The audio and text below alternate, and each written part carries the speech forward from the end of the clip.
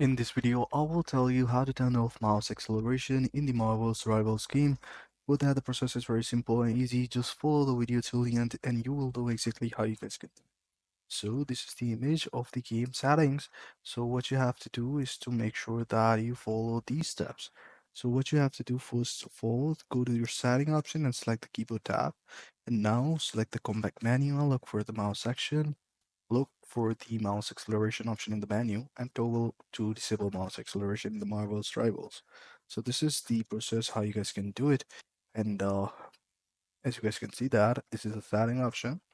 And in the setting option, all you have to do is to go to the mouse settings. And in the mouse setting, there will be an option of mouse acceleration just like this. And here you guys can toggle it on or off by simply clicking on this button.